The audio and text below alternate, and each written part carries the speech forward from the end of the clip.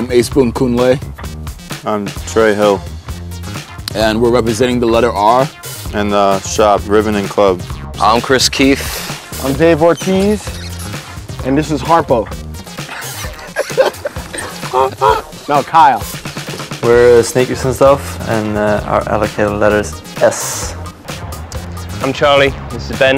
We look after Crooked Tongues, which is a sneaker website. We call it a sneaker resource. Been going for almost 10 years. We are Woodward, and we have gotten the letter W. Our letter is Q, and our company name is Dave's Quarterly Meat. T. S. W. I have to do it again, that wasn't it. Yeah, Woodward is both retail stores, design company. We have our own label, our clothing brand. We have books, toys, clothing, sneakers. CT's always been about more than just the shoes themselves. For us, the sneakers aren't the culture. The cultures are what got us interested in the sneakers. We picked the AZX 450 because it's Because we like it. probably the best of the bunch.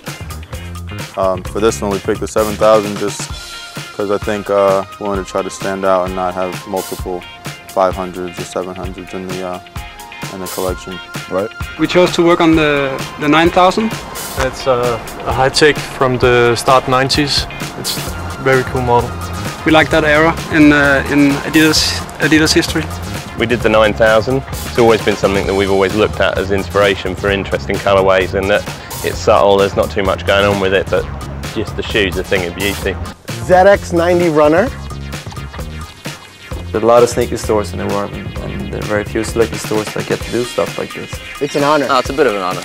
It's a bit of an honor.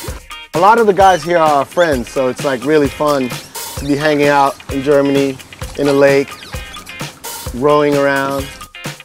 The Swedish fashion is more minimalistic, but the sneaker scene in itself, like sneakerheads, are pretty much the same all over the world, except for the US, where they only love basketball, but the rest of the world love anything else. I think ZX has always been big in Europe as a whole, definitely in the UK, especially sort of Northern England, where a lot of these things sort of start off. I've always been obsessed with running shoes and performance running shoes. ZX really typifies that. It really was part of kind of northern culture, both Adidas and ZX. It was just ingrained in what we did and who we were and how we looked. The Crayola box with the 64 is how we start. And then we do Xerox copies. Actually, we did a paint by number. Oh yeah. You know how we did it? We did it paint by numbers. Watercolor. Watercolors. Concept behind this design is the Swedish fall.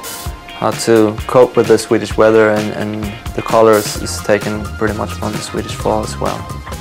We wanted the shoe to look and feel like it could have been part of the original ZX range, a lightweight runner reflected in the materials. And secondly, the colour inspiration came from the yellow of the torsion bar, which we really wanted to pop out in the main body of the shoe. Ultimately, it was about keeping the shoe as traditional to the kind of heritage of the model as possible, but whilst producing something that none of us would mind wearing in a contemporary context. We kept it very authentic, very classic colorway that could have been out back then as well. We didn't really do any crazy colors or anything. There's too many shoes like that out now.